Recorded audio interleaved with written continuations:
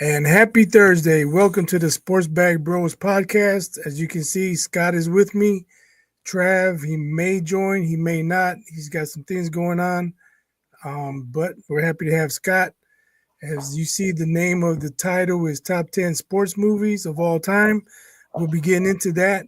But there's so much going on in the world of basketball, and I think we need to touch on it. Let's do So, it. yeah, what did you think about Jokic's 61-point triple double? A lot of great individual performances this year. I think didn't Steph Curry had a big banger the other night too. Same night, I believe he had 52 and he had 11 3-pointers. He had 10 at the end of three, and then I think he went 1 for 5 in the fourth quarter. Otherwise, he would have threatened Klay Thompson's uh, record of 14.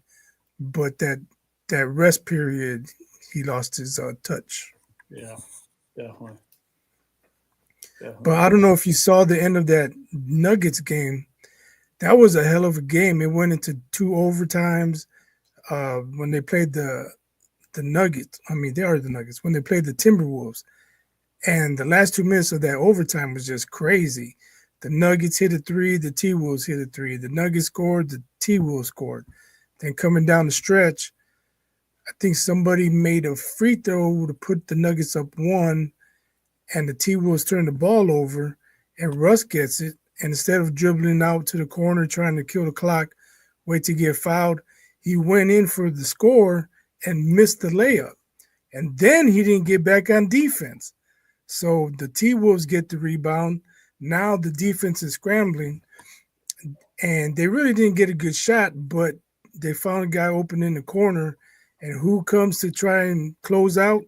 Westbrook. And he puts his hand on the shooter's chest with zero point 0.1 seconds left.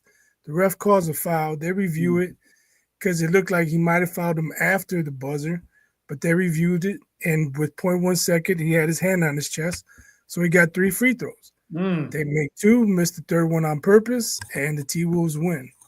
Wow. So, that hurt. yeah. That hurts. I I don't gotta know. tell you, I'm such an East Coast guy. I rarely catch the back end of those West Coast It's games. hard to stay up, especially for a double overtime game in Denver. Yeah, yeah, it's I like a hear double. you, but what do you think about Westbrook? Like, is he ever going to like get his head screwed on straight?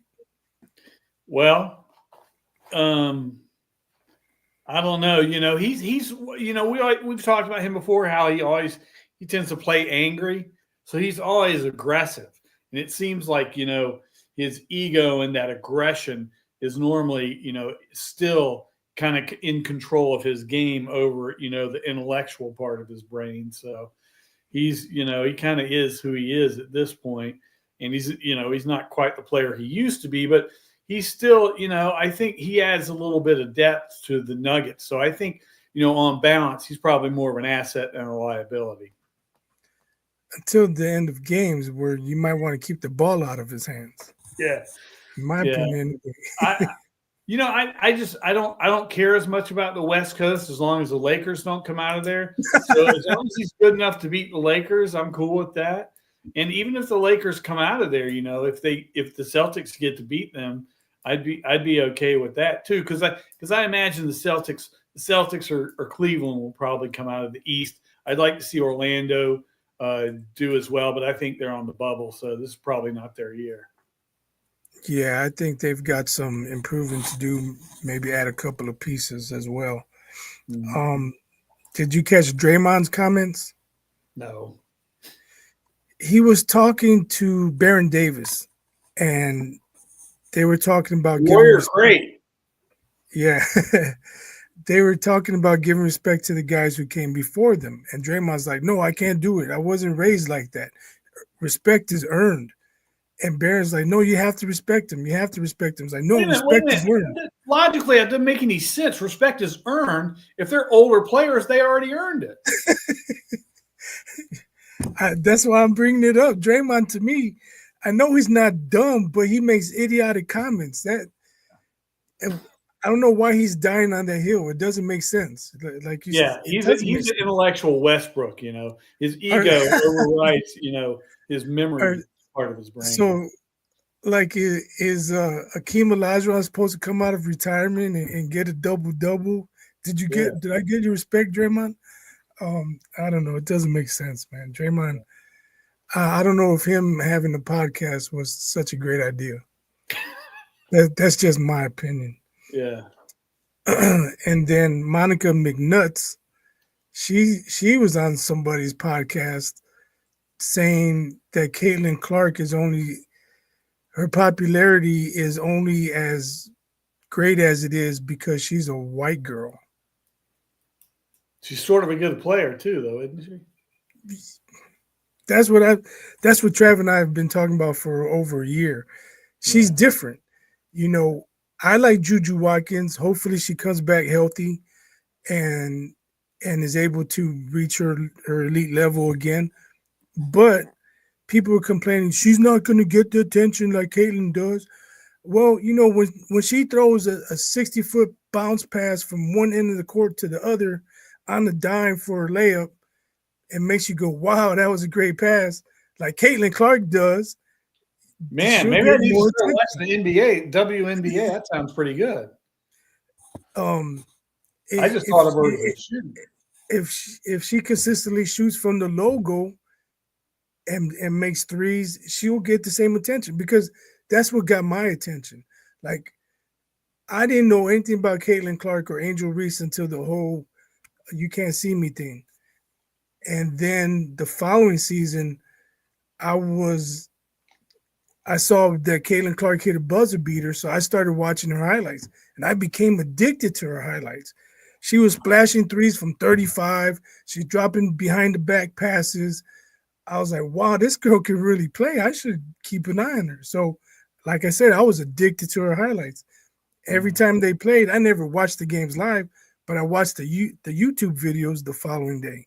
And so I became a fan. But I can't speak for everybody else. That's just my experience. But it was her game. I couldn't care if she was white, black, purple, green, or orange. It was what she was doing on the court. And, you know, the thing that you just talking about got my attention because some of the people we think of as the best scorers in the game, I think the most beautiful parts of their game, and I'm thinking about specifically like James Harden like 5 or 10 years ago.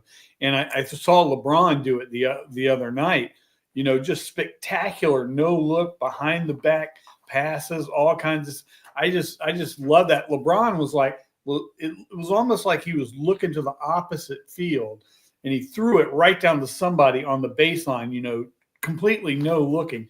So that guy got in and got a layup. So I was like, that's what made me really like LeBron James, you know, that and playing defense and when he played for the Heat.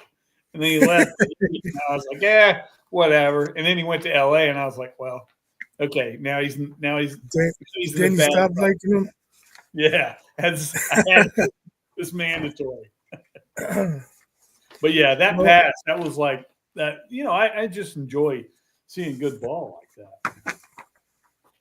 Yeah, I mean, it used to be dunks were exciting, and dunks still can be exciting, but now you got people shooting from 30 feet out, and when you see an amazing pass, you know, you just got to drop your jaw and be like, wow, that was a great pass.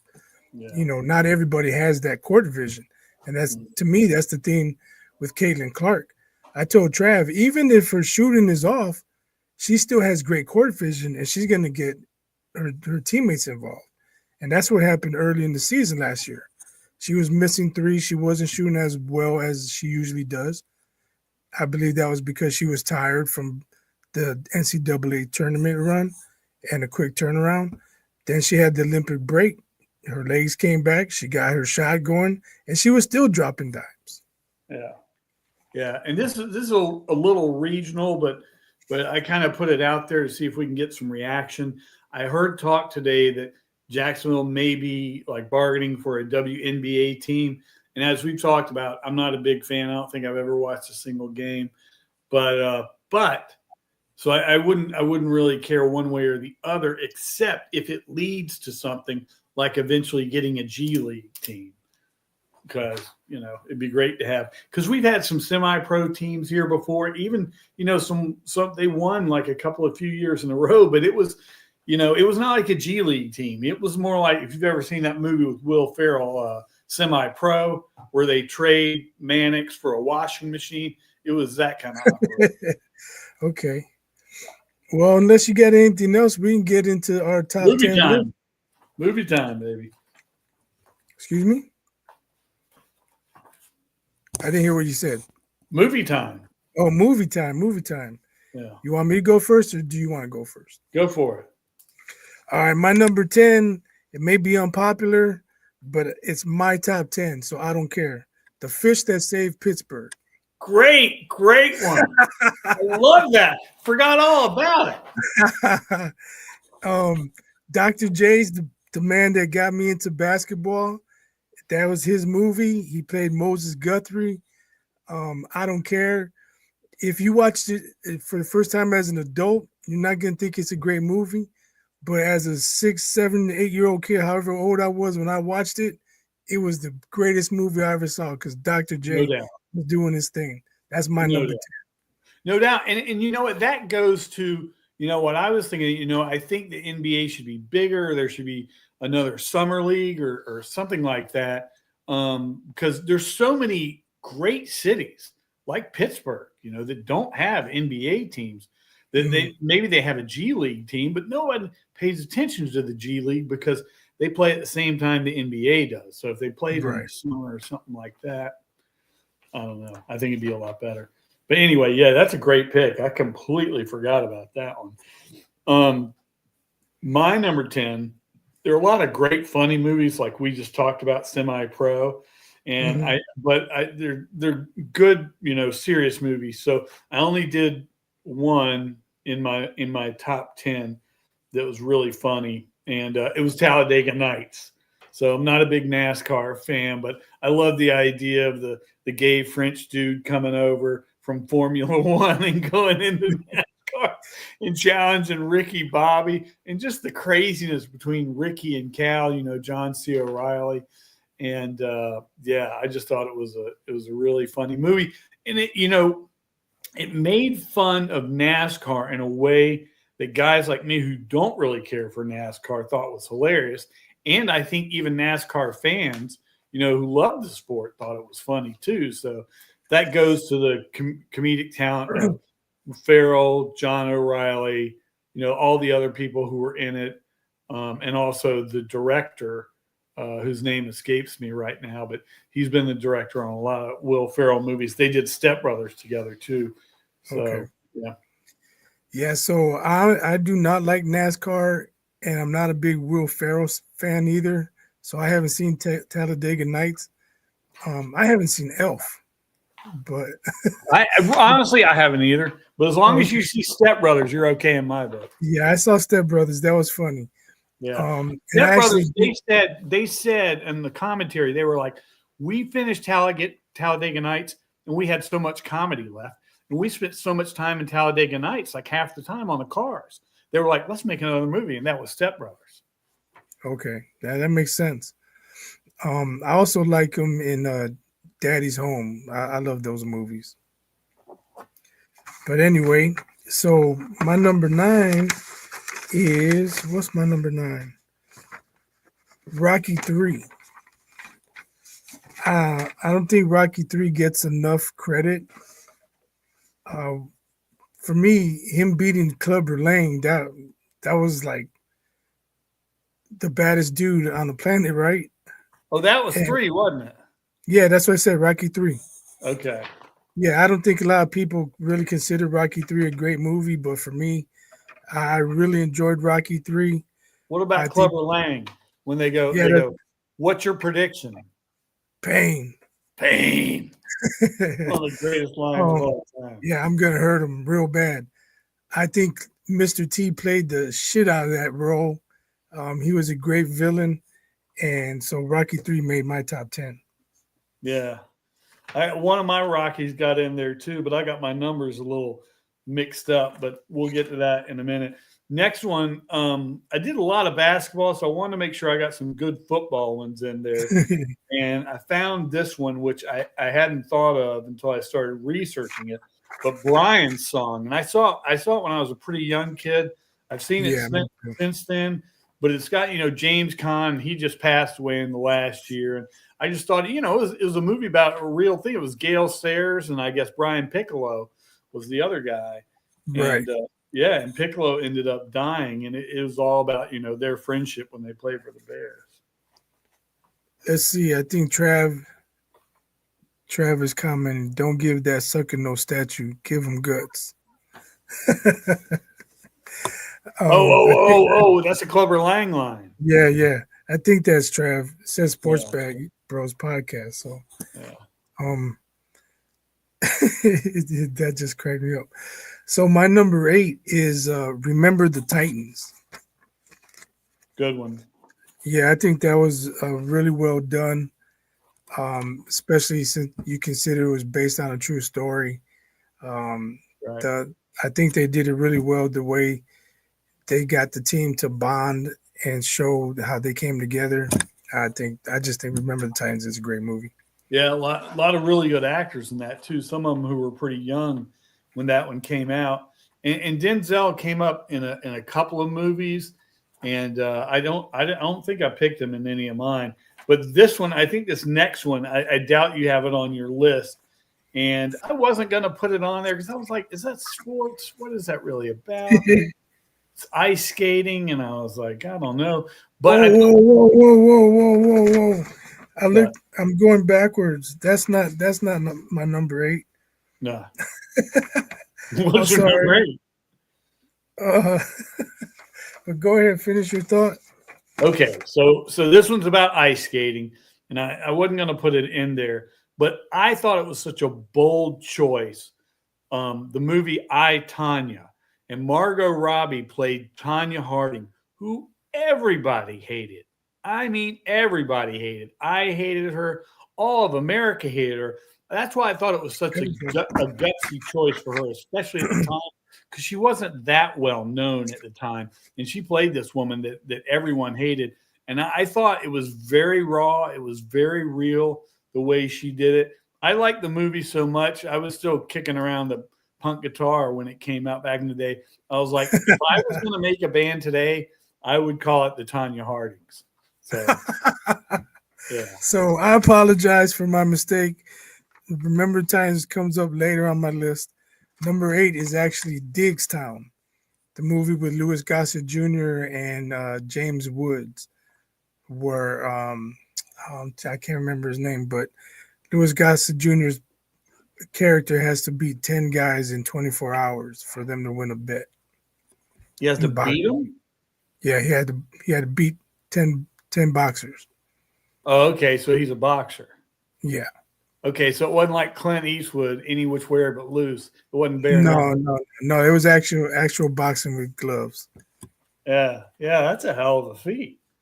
Okay, so my number 7 is Coach Carter with Samuel L. Jackson, and I just loved, the discipline of it. And he went into what was a very, tough environment, and he not only demanded, excellence out of his players on the court.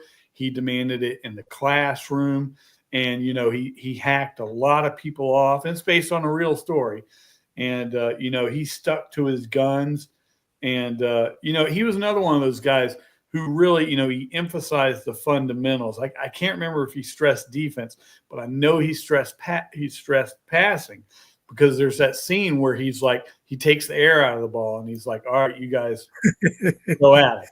And I'm like, if you ever want your guys to stop dribbling, I mean, that's a pretty good way. Yeah. But, also, do you know who the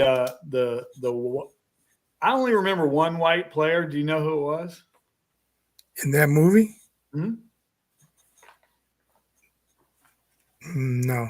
Anyway, it was Channing Tatum, who was not really all that well known at the time. And it kind of reminded me of a TV show back in the day called The White Shadow, where the coach was white. So yeah, I remember that show. Yeah. Anyway. So my number 7 is The Hurricane. Is that Denzel? That is Denzel. He played Reuben Carter, the Hurricane. He was wrongly imprisoned and was later released. Another movie based on a true story. Was he released before or after the movie? Oh, he was released before. Okay. I mean, that's why they made the movie. Oh, yeah, that's true. It'd be tough if that was included and he was still in jail. We're still trying to get him out. That'd have been a please, little cool. donate to our cause. Yeah. Okay, so my sixth one, I couldn't choose between the Rockies, but I numbered them wrong. I put 2 and 3. I forgot it was Creed, I guess, was 1 and 2, and then 3 was with Clubber Lang. Yeah, Clubber Lang. And then I guess it was 4, which was Ivan Drago. Yes. Wasn't that his name? Anyway, Yeah. so anyway, I loved obviously the Clubber Lang one. And then, the Drago one, it was still during the Cold War. He's this big, huge, Russian looking dude. And he just goes, "I must break you." And Rocky's like not phased at all. He's like, "Go for it." Yeah. Great lines, great movie. So which one is it? Is it Rocky 4? I split. It's 3 and 4. Oh, I got you. 3 and 4. Okay. Yeah, it's just Rocky. I got you. So my number 6 is Happy Gilmore. I just think Happy Gilmore was so funny. It may not be considered a real sports movie since it was a comedy, but he was playing golf. He was trying to play hockey. So that's 2 sports. And I believe it does deserve to be in the top 10. It was hilarious. And as I recall, he was trying to help his grandmother out. And he was trying to save her house. Yeah, it was in this nursing home, and it's like Ben Stiller played this real jerk. Yeah. But yeah, so that gave the story some heart to it too. Plus, Bob Barker, and it was hilarious. You got price is wrong, bitch. Oh my God. Okay, so my number 5 it's another boxing movie. It was The Fighter with Mark Wahlberg, and he plays a real guy named Mickey Ward. And he's good in it too. He's good in it. But Christian Bale, I thought, you're like this character. You're like, he's real strange. He's a little off. But he was based on a real guy named Dickie Eggman. Yeah, and after the movie, they showed the actual guys, those 2 guys talking, and you're like going, "Oh yeah, Christian Bale really captured him well." Yeah, that was a good movie. I really enjoyed that one. My number 5, I mentioned hockey in the last one, but my number 5 is Slapshot. You remember Slapshot? Vaguely. I mean hockey, obviously. But. Yeah, that was with Paul Newman and the 3 Hanson brothers with the glasses, and all they did was fight. And that movie was hilarious too. Yeah. To me, that's a classic. Yeah. I got a Paul Newman in my honorable mention, but he didn't quite make the top 10. My number 4 is Blue Chips, which most people remember. It had Shaq in it, and it had Nick Nolte was playing the coach. Now, part of the reason I love it, there are a lot of really cool themes in there about selling out and not selling out. But I read somewhere that the Nolte character was loosely based on Tates Locke, who was a JU coach, and he was there when I went to basketball camps out there. He, Bobby Knight, and Krzyzewski all came out of like that West Point hardcore school. Krzyzewski was considerably quieter than the other 2, but Tates Locke was a guy who got in trouble. He got in trouble, I think it was in Clemson or something like that, for maybe paying some players or something like that. And then he came down to JU, and he was like, not doing it. He was like, I'm not doing that anymore. And he really inspired. We talked about him before. He inspired his players. He said, don't let sport use you. You use the sport. And some of his players went on to be doctors and stuff like that. So just inspirational guy. But also, I should say, in addition to Shaq being in there, Penny Hardaway's in there, Bob Cousy, Marcus Johnson, who played for the Bucks. Yeah. And Marcus Johnson was also in White Men Can't Jump. I know. Was he actually playing in that? He was playing 2-on-2 against Woody Harrelson and Wesley Snipes. He's the one that said that tried to rob the store because he needed money. That was him. That's Marcus Johnson. He tries to sell the gun. There are a lot of crazy people around get my other gun, and the part clears out. Yeah, that's Marcus Johnson. That is wild. Yeah. The interesting thing about that too is in Blue Chips, they're like these really tall white guys, and they're like going, and so they're like negotiating. He's like, how much I'm going to get paid? And he goes, I don't know, like a blue chip white athlete, 6'8", like me. I figure like $40,000 a year. And Nolte's like, I think he says, get out of my office or something like that. And the interesting thing about that is, I think at the end of it, Shaq was like, Coach, I never asked for anything. And I was always like, oh, I love that about Shaq. But then I heard him, talking about how much they actually cars and stuff they got for him at LSU and stuff like that. So I was like, well, he was just acting. I like Blue Chips. I just didn't. I found the ending unrealistic.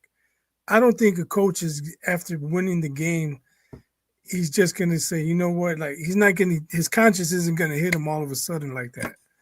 I don't believe. And then, he's going to spill the beans, throw the football program under the bus too. No, that's way over the top. That's why I could never consider Blue Chips for my top 10. But I did enjoy watching it. Well, JU, if it was based on Tate's Lock, they didn't have a football team, so that didn't happen. So my number 4 is Bad News Bears. Not about football. No, not football. Little League Baseball. Yeah. Did you see it? Yeah. I don't know if I've ever seen it the whole way through, but I've probably collectively seen it all. Walter Matthau and all the young kids. By the way, the lead like bad boy in that movie, he was also in Semi-Pro. Oh, was he? Do you remember the guy who he's stoned out of his mind? I didn't see Semi-Pro. It's Will Ferrell. I didn't see Semi-Pro. Yeah, well, Will Ferrell was in it. That's why I didn't see it. I told you. Oh, well, the guy who was in the bad boy in Bad News Bears, he throws the ball from half court and gets a basket in. But Will Ferrell's like the owner, player, coach, or whatever. And so he's like, if you make that basket, you win $10,000. And then so for the rest of the movie, the guy is trying to get the $10,000 from him. He's like, what do you want? 10? You got that big check that says $10,000.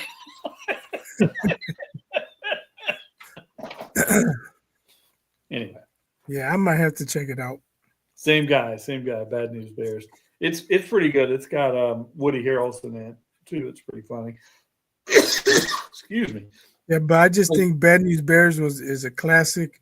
We got Walter Matthau, the alcoholic, drunk, drinking in the dugout around the kids, mean as hell. Don't really care about them. But then they all come together and almost pull it off at the end. And one of those Corys is in there. Corey Feldman is in that one too, I'm pretty sure. Is he? Yeah. Was he? I don't remember him. Pretty sure. I mean, he was really young in that one. I don't know. Like, Bad News Bears was way better than the second one, but when they're in the Astrodome and they're trying to kick them off the field and they start saying, let them play, let them play, let them play. To me, that's classic. That was a classic scene, but different movie. Yeah. Okay, so my number 3, Rudy. Wanted to make sure I didn't leave out football, but I mean, it was just inspiring. Again, based on a real guy, this guy, Daniel Rudiger, and it was a real guy who played there in 75. He's played by this actor named Sean Austin, who's not well known, but he did something recently here in town. And then Jon Favreau, who's a little bit more well-known because he directs like the Star Wars series now. But he also wrote and starred in Swingers, which is one of my all-time favorite movies right there. Great movie. That's a great movie. I describe it to some women like that's like a chick flick for guys because he's going through breakups, he's hanging out with his friends, and he's young. And He's down in the dumps. His girlfriend dumped him, and I know, but Vince Vaughn plays a great friend. He's like, "You're going out tonight. We're going to Vegas, baby. Yeah, Vegas, baby, Vegas." But yeah, so Fabs is in that, and Fabs plays like the smart, nerdy guy, but he doesn't know how to talk to girls. So Rudy knows how to talk to girls, but he sucks in academics. So they kind of help each other out. Right. Speaking of great lines, there's one in there where somebody says to the Rudy character, he goes, "You're like 5 foot nothing, 100 nothing." That's one of my favorite actors, Rock.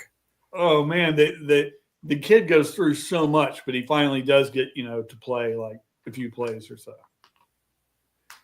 So my coworker says White Men Can't Jump and Field of Dreams in my top 2. Rudy, shake my head. Only Notre Dame fans can watch that garbage. Oh wow, we got a different list. I do like White Men Can't Jump. It didn't make my top 10. Yeah, Rudy was good.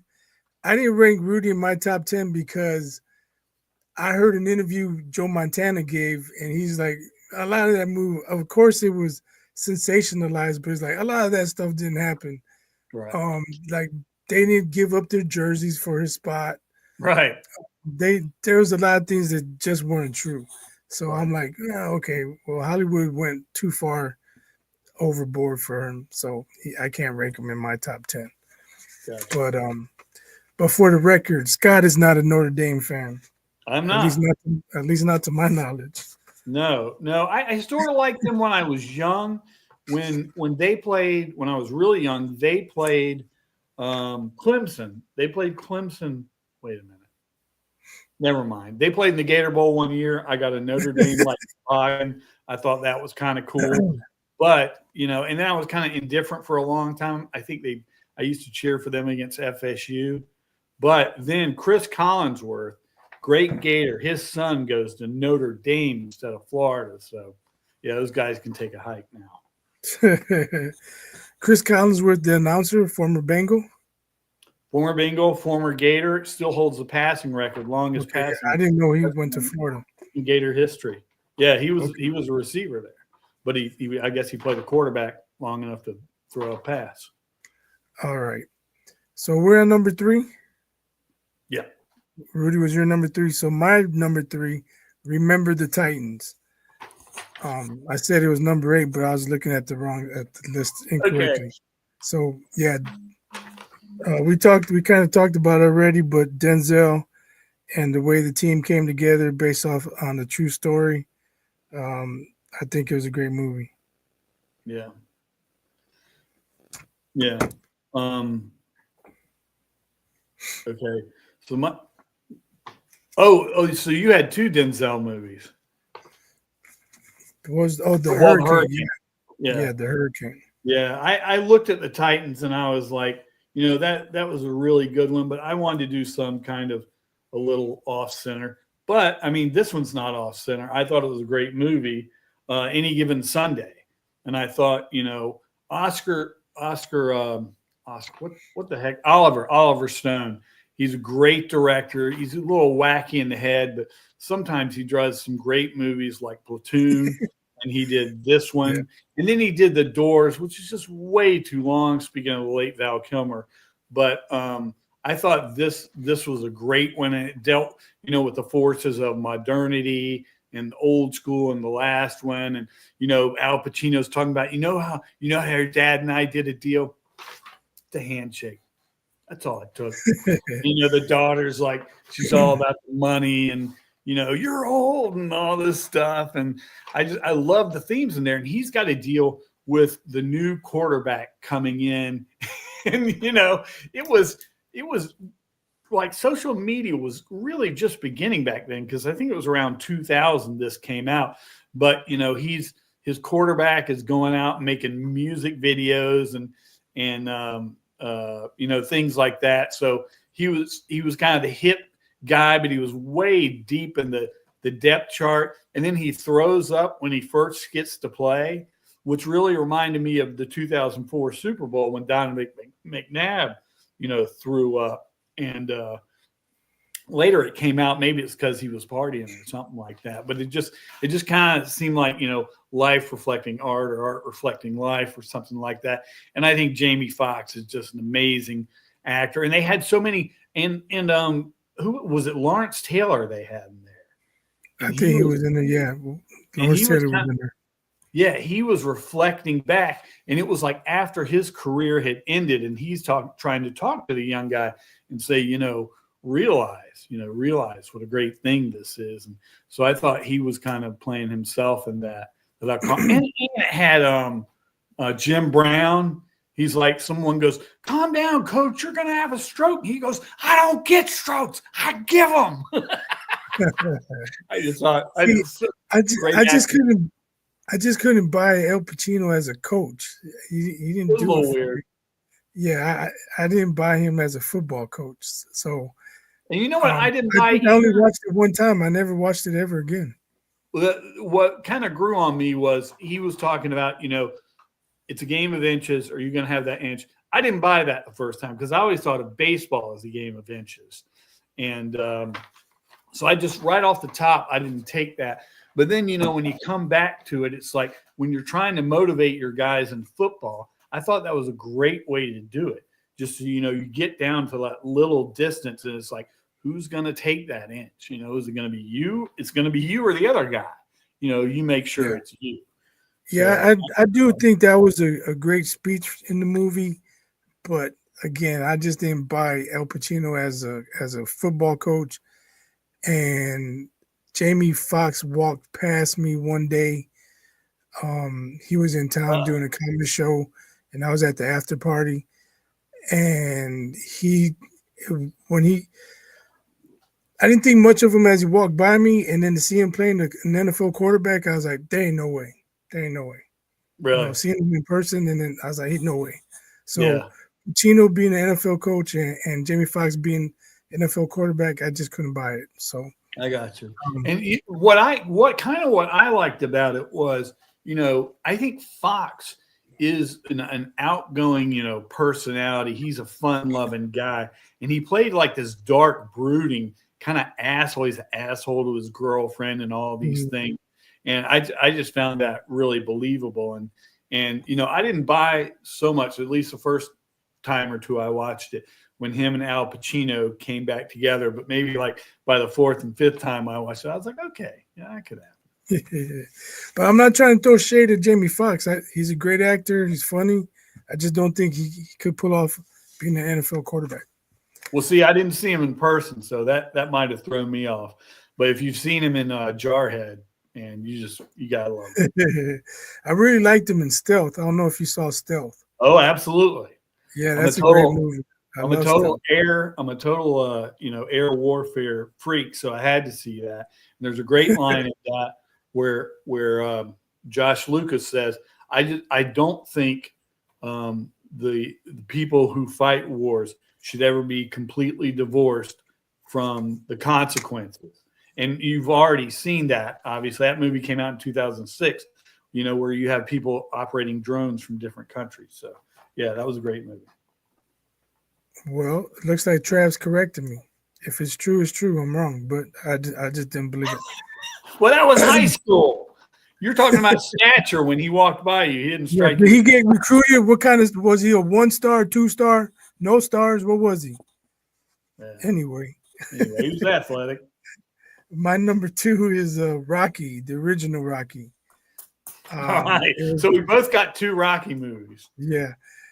I think, it was very well written, although he ripped off the story from Chuck Webner, but it's a great movie. The underdog almost pulls it off. And Apollo Creed is a legendary character, in my opinion.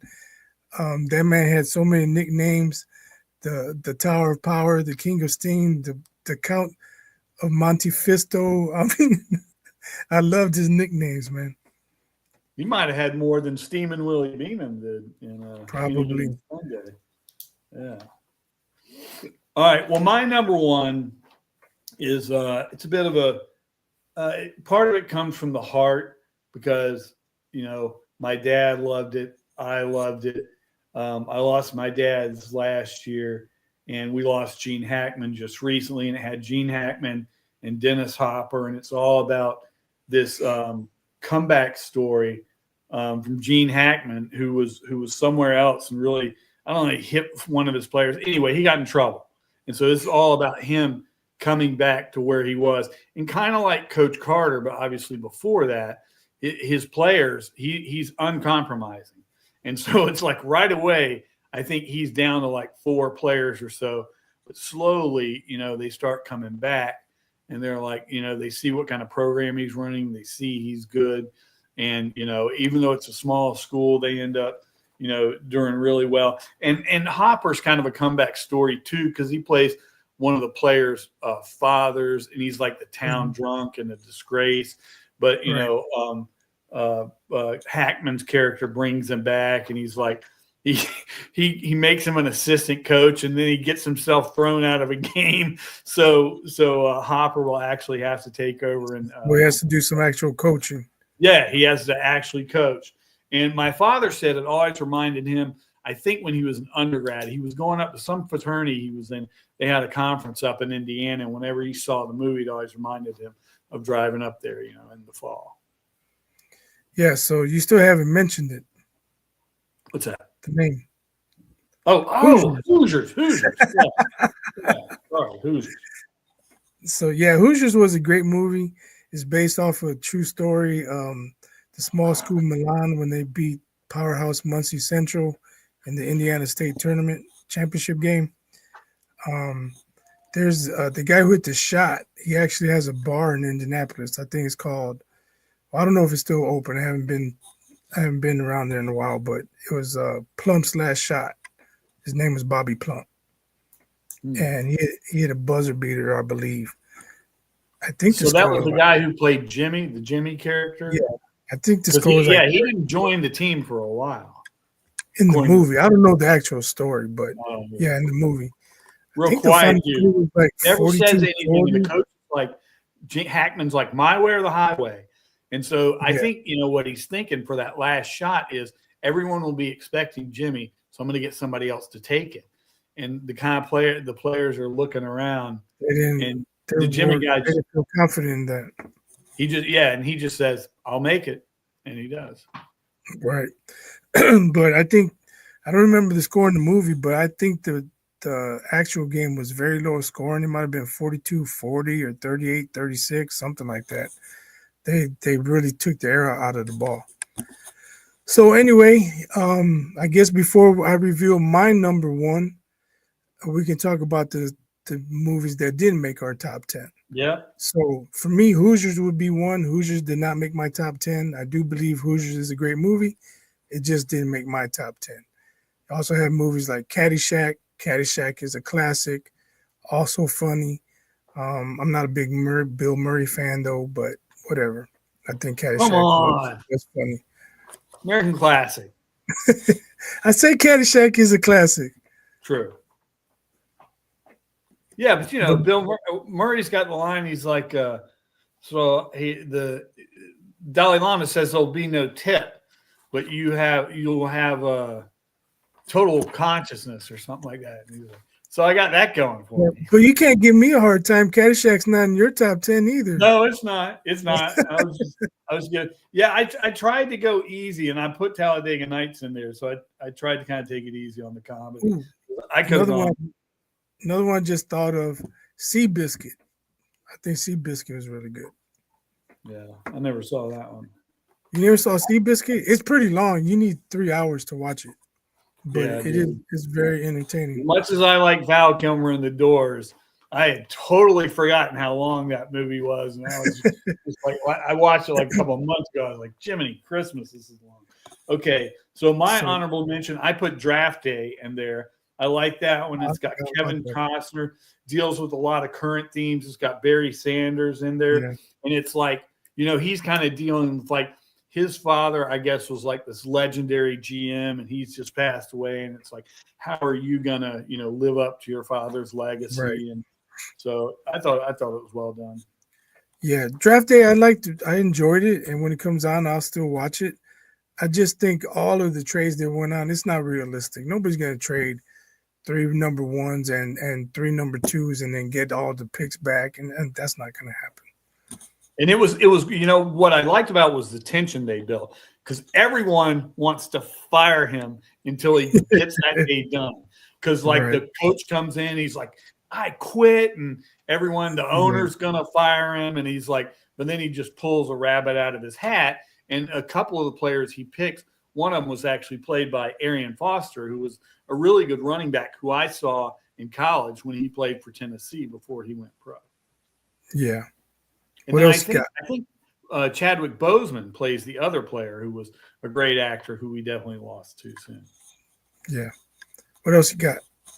I got Rush, which kind of I think people tend to forget about now. Ford and Ferrari came out, which was, you could say it's a better movie because both of them are based on real things, but Matt Damon's so great, and I've already talked about how great Christian Bale is. But in Rush, it was like the first of the racing car movies that came out, and it had a real story about the one guy who was like totally socially awkward, backwards. He was like from this Austrian family who was all smart and rich, and he's like, I'm not smart. He goes, but I know cars, and he actually was really smart. He just wasn't smart in the way all his businessmen, relatives were. And so he was really, and he gets in a horrible accident. And there's the other guy. The other guy's the partier, and he gets all the women and stuff like that. And it's all about their rivalry. And there's one point where the guy almost dies. He gets his face, pretty much his whole body burned up. And then there's this real jerk reporter who goes, what's your wife going to say about your face and stuff like that? And he's like, screw you. You don't get to ask that question, yada, yada, yada. And it's like, it's a pretty harsh question to ask because it's not like the guy can go back and get his face unburned. And so the guy playing the pretty boy goes, hey, can I talk to you for a minute? And he takes him down, and he just beats the crap out of him, such a jerk to him. So I thought they didn't really bond, but I think they treasured their rivalry. And the one guy died well before the other one, because he was partying and having fun. And at the end of the movie, the guy kind of talks about him, the more brainy guy. But the brainy guy actually passed away just within the last couple of years, so he was still alive when it came out. So I might have to watch it. I haven't seen Rush. I liked it. I might have to find it and give it a look. It had so much hype when it came out. It was like Dan Patrick. Everyone on sports radio was talking about it. I was like, I'm not watching that movie. But then when it came out on cable or whatever, I checked it out. I was like, it's pretty good. All right. So my number one is Field of Dreams. I just think it's a classic movie. I'm a baseball guy. I love baseball. It may no longer be America's pastime. That's probably football, but I think when you really watch it, and if you lost your father and you want to play catch one more time, like that movie really hits you. Yeah. And plus I'm a White Sox fan, so Joe Jackson, all that. Played by the late Ray Liotta, I think. Ray Liotta, right? Yeah, and then you got James Earl Jones in there. And I think, was Costner one of the main characters in there? He was the main character, yeah. Okay. Yeah, because he that's why when the White Sox played the Yankees in the first Field of Dreams game, he led all the players out from the cornfield. Okay. Yeah, that was a good one. I put in on the baseball front, I was kind of, Costner did a couple of baseball movies, which I thought they were both good. But I picked The Natural that Robert Redford was in, and that was actually loosely based on a real guy.